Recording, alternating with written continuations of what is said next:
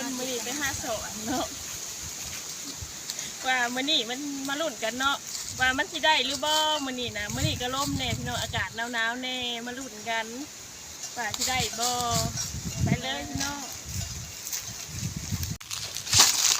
ไปลุ้นกันพี่น้องว่าสิได้หรือบ่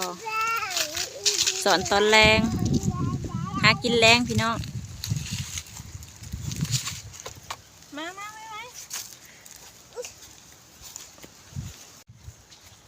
ถามหน่อยๆอันนี้เพิ่นก็มานำอยากมาสอนนำ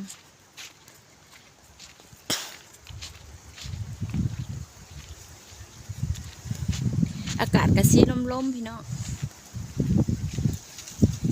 ลมหนาว2-3 มื้อแล้ว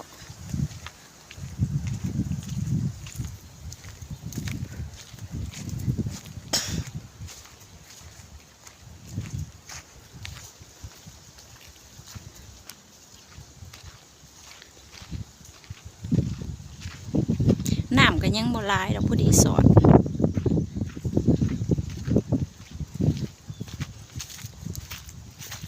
ปลาซิวก็หลายพี่น้องแตกบึนๆอยู่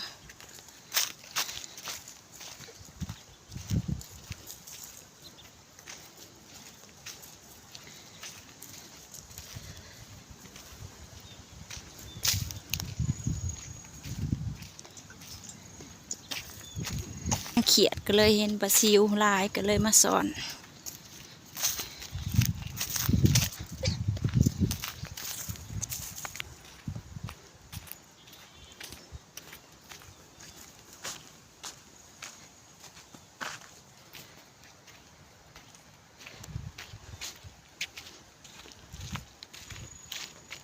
ปลาบกแห้งอันนี้รอพี่น้องไปน้ำ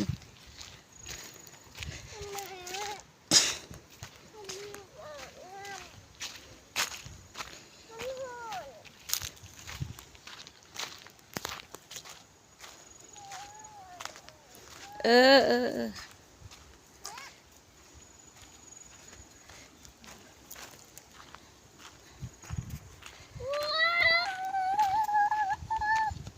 ฮอดแหละพี่น้องฮอดครับปลาซิวลายอีลีรอสบายดีทุกคน มันเอาสิมาสอนเนาะมาลุ้นกันว่าสิได้หรือบ่ได้เนาะสอนน้องเชาวยิงมาย่างเขียนเลยเห็นปลาซิวลายแล้วก็เลยสิมาสอนเนาะพี่น้องเนาะมาเบิ่งน้ำกันเนาะพี่น้องมาลุ้นนำกันสะเอิญเด้อว่าสิได้หรือบ่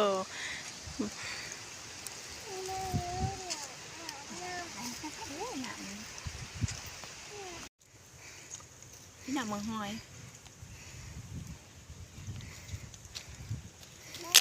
เบิ่งแยงพี่น้องเบิ่งพี่น้องแยงก็ขาดมาลุ้นกันว่าสิได้บ่เนาะพี่น้องรอบนี้เป็นรอบเสาเอิญแล้วก็เสาลินว่าสิมานบ่รอบแรก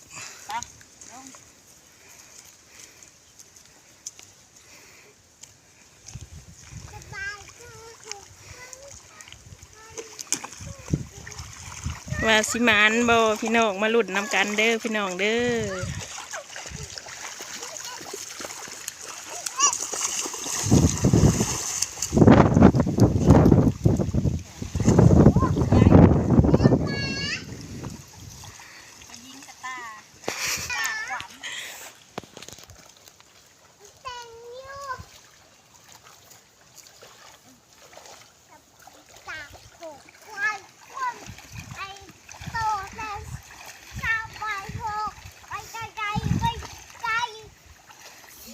ลุ้นกันเด้อพี่น้องลุ้นกันเด้อว่าสิได้กูบ่มื้อนี้เนาะ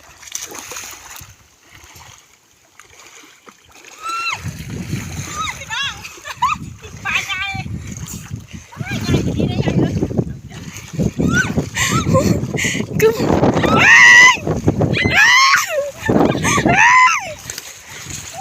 คือมาแค่บอกขึ้นวิ่งเร็วมาอันนี้พี่น้องมาต่อมาอันนี้พี่น้องป้าตัวพี่น้องคือมันแท้ป้าตัวมันอันนี้ปลาในเนาะอันนี้บ่แมนบ่ปลาข้าวมันเก็บเอาปลาซิวพี่น้อง ทิมลงลูกทิมลงโอ้ยเอาในใจบ่โอ้ยเอาในใดเลยพี่น้องโอ้ยลงแล้วใหญ่แห้งพี่น้องเอ้ยตาสิได้บ่เนาะกินนิมานโตบักใหญ่ๆได้ปลา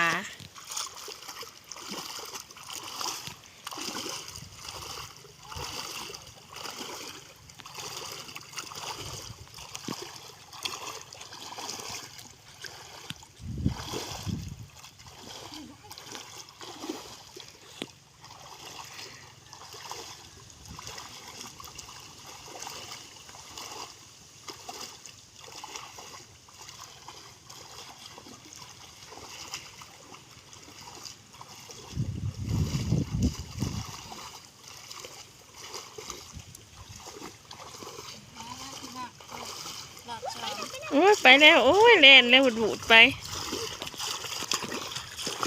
โอ้ยทางห้อยตีนโอ้ยโอ้ย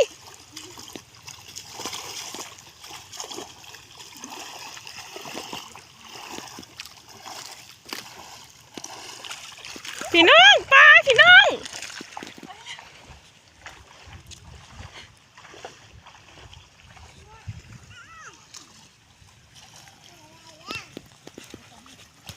ฐานนี่มันอยู่บ่พี่น้องหัวเลยปลาอันนี้ชุบข้าวบ่ได้เอาเนาะปลาตัวมันอลีพี่น้องกระเดิดบาดพี่น้องห้องปลายังบาดชุบข่อยห้องปลากระเดิดปลาโตเอ้าอุ้ยปลาตองบ่เราปลากระเดิดแต่ปลาในข้ามพี่น้องสุดนี่ตัวบ่ใหญ่จ้ะ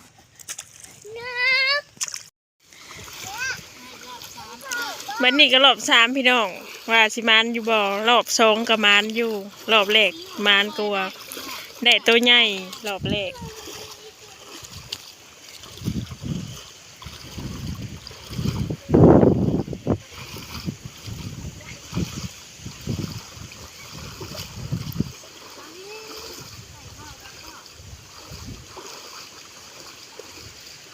มาลุ้นกันเนาะพี่น้องเนาะว่าสิพอกินแรงอยู่บ่วันนี้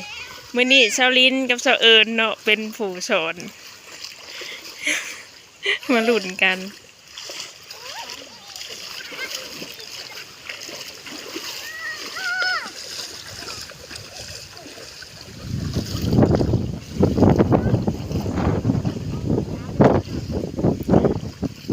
อากาศกับหนาวพี่น้องลมกับแห้ง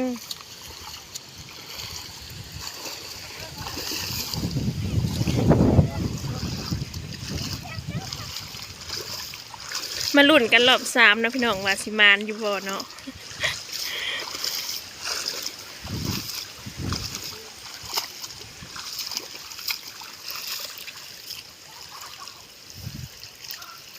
มาอีกแล้ว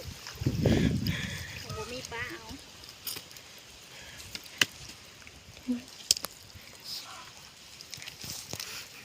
มานคือเก้าพี่น้องเอ้ยปลาตองค่ะบ่ได้ชุบเอาได้พี่น้อง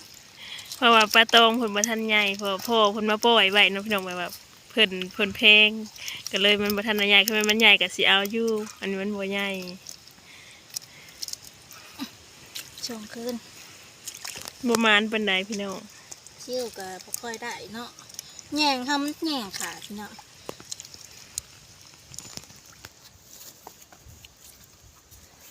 กระตากับบ่ลายปานใดส่วนปลาใหญ่เพราะว่าบ่ได้ใส่กระตาเด้อพี่น้องมันเต้นออกปลาใหญ่สิอยู่พี่เด็กพี่น้องเห็นบ่ได้รอบแรกเลยมันใหญ่แห้งพี่น้องใหญ่แห้งเลยใส่กระตาบ่ได้ก็เลยมาป้าไว้นี่ก่อนคันสิไว้อยู่แคมป์น้ำเพราะว่าย่านเพิ่นลงน้ำเนาะพี่น้อง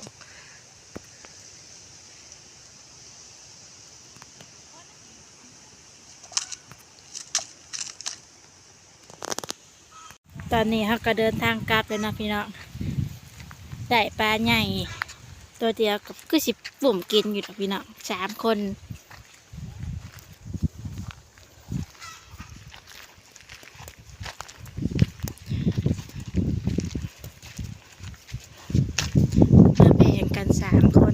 พูด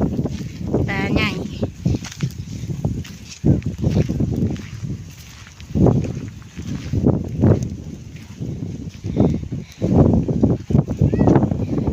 เด่นพี่น้องบักใหญ่ มันตายแล้วใส่ก็ตายได้แบบที่แม่เพียงหน้าเจ้าหญิงเนาะพี่น้องชาวหญิงคือผู้ทักทายกับตาเนาะพี่น้องชาวลินคือผู้แบบแยงส่วนผู้ถือกล้องคือสาวเอิญเนาะ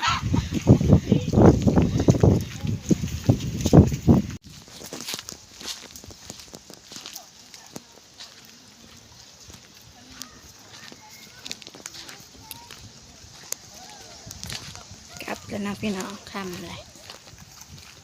เดินทางกลับมาหาหนึ่งเขาหนึ่งนะ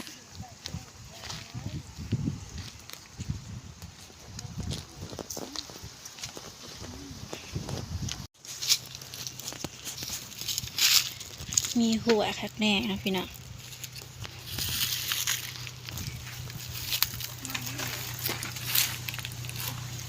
กลับแล้วคำละซิ่วบ่ได้ปลาใหญ่แล้วพักกันมือ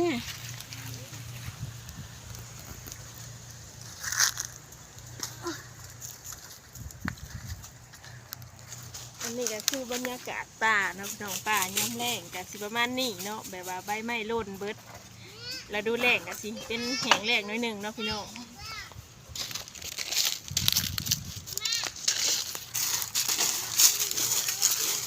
จักรจันทร์แม่งอีกก็ยังบ่ได้ยินเสียงหองพี่น้อง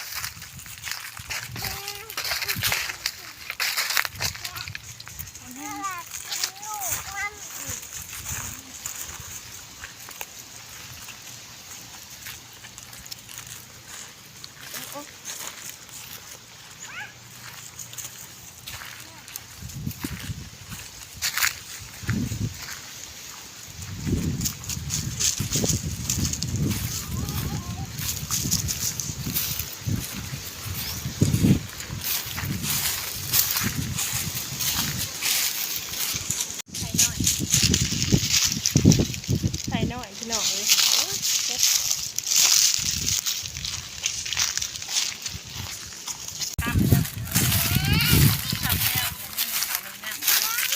ได้บหลายเนาะพี่น้องมาว่า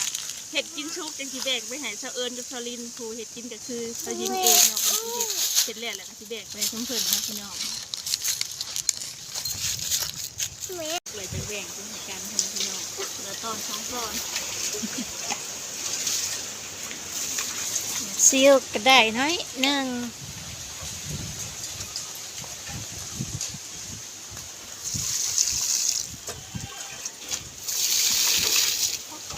บีเดี๋ยวบอกมันมาเลยยายเด้อ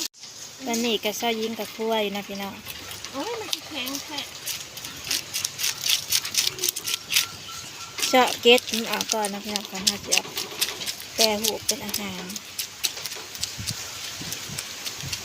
ซาลินเป็นเมื่อก่อนเนาะ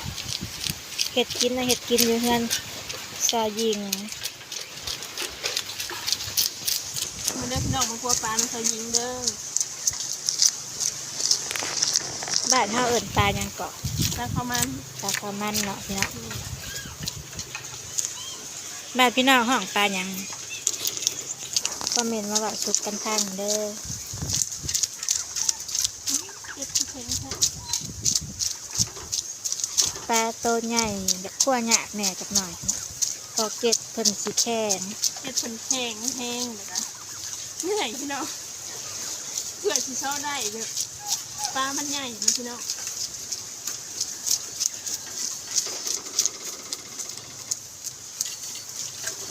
ข้าวเสร็จเมนูหยัง